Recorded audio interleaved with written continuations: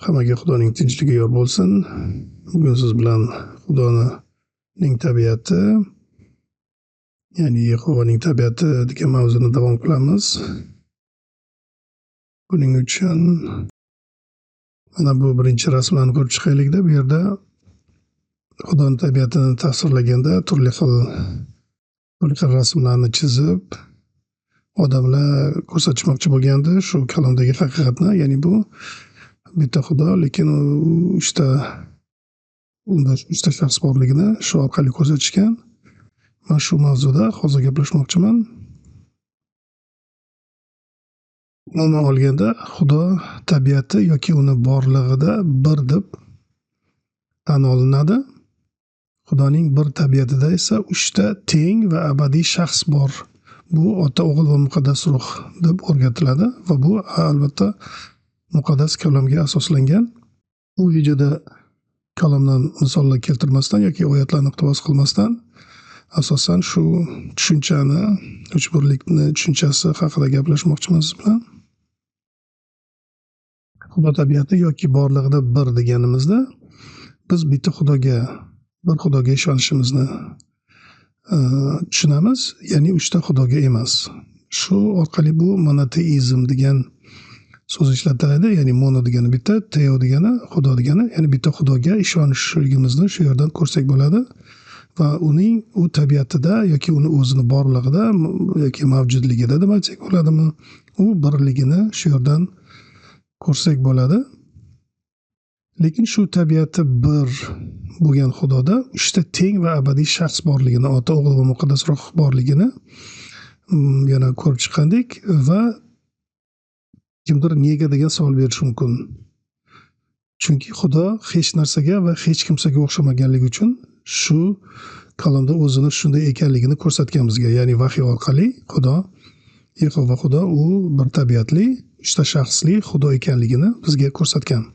Shu kalamdagi yozilgan narsalarga biz ishonamiz. Endi keyinroq ham shu haqida gaplashsak ham bo'ladi, lekin buni ong bilan tushunish mumkin emas.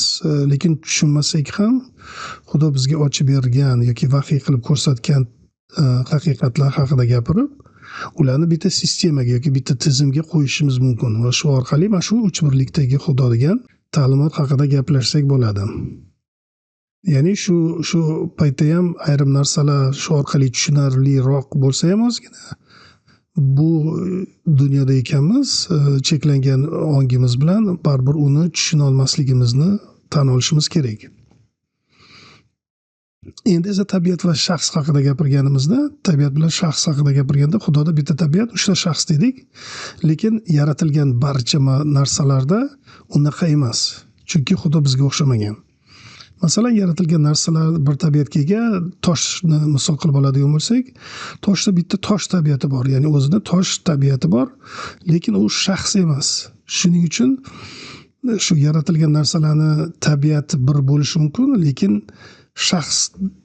shaxsligi yo'q umuman, ya'ni u shaxs ham emas. Shaxs bo'lish uchun ong bo'lish kerak va o'zini ong borligini anglash kerak. Toshda albatta bunaqa yo'q. Daraxtga qaraydigan bo'lsak, u tirik mavjudot desak bo'ladi, chunki o'sadi, nima deydi, meva berishi mumkin va hokazo, lekin unda ham bitta tabiat bo'lsa-da, lekin shaxs emas.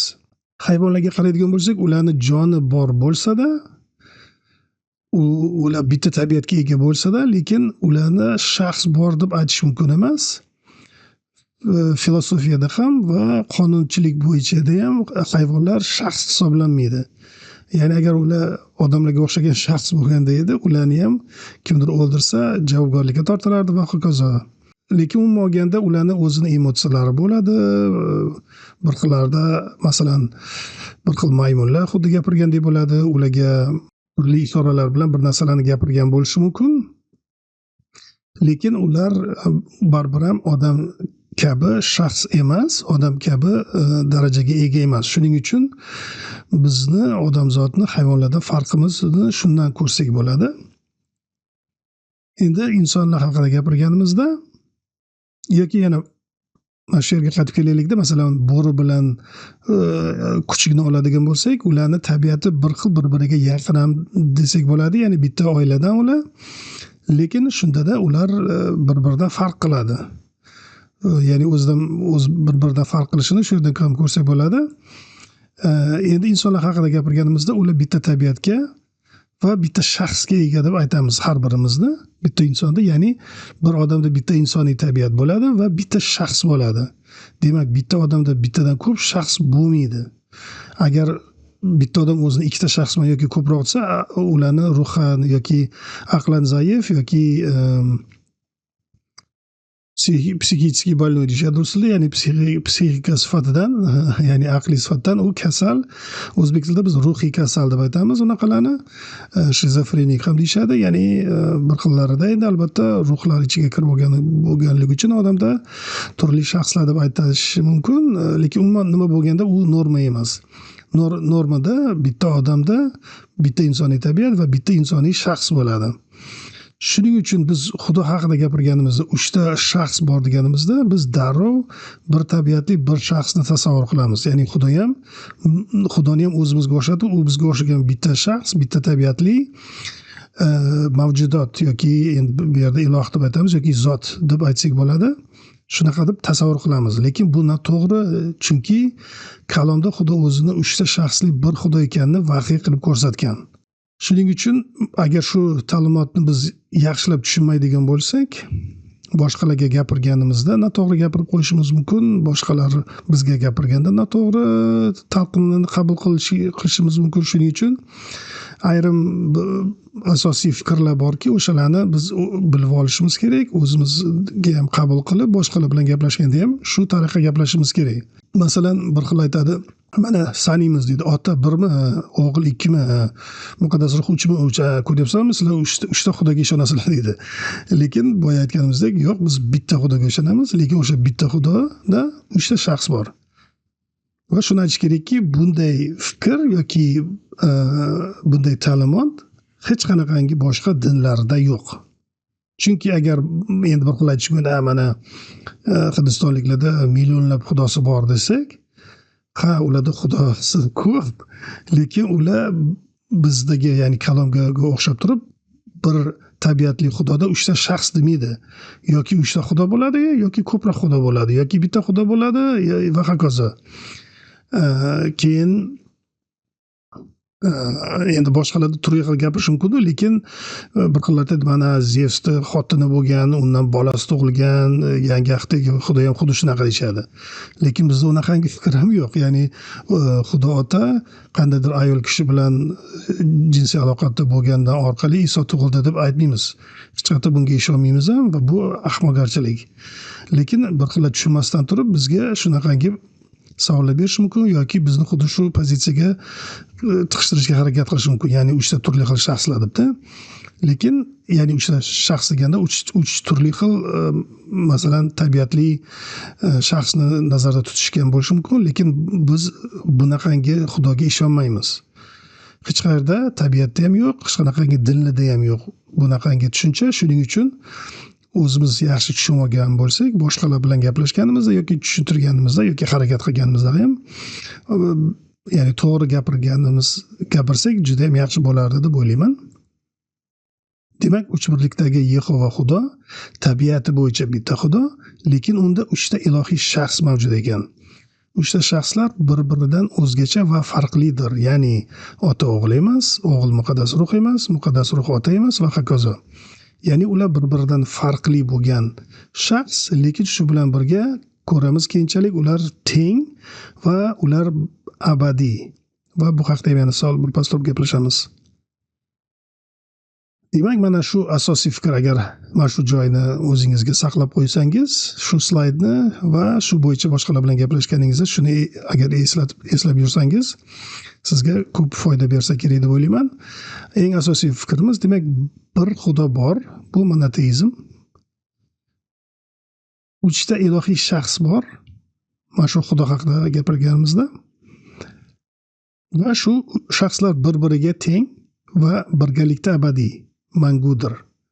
Ya'ni bir xil abadiy yoki mangulikka ega. Ya'ni ota yoshi kattaroq, o'g'il kichkinaroq, muqaddas ruh undan ham kichkina degan gap yoki tushuncha yo'q umuman. Va mana shu abadiy deb gapirganimizda ko'p yashaydi degani emas, balki vaqt yoki zamon va makondan tashqarida degani.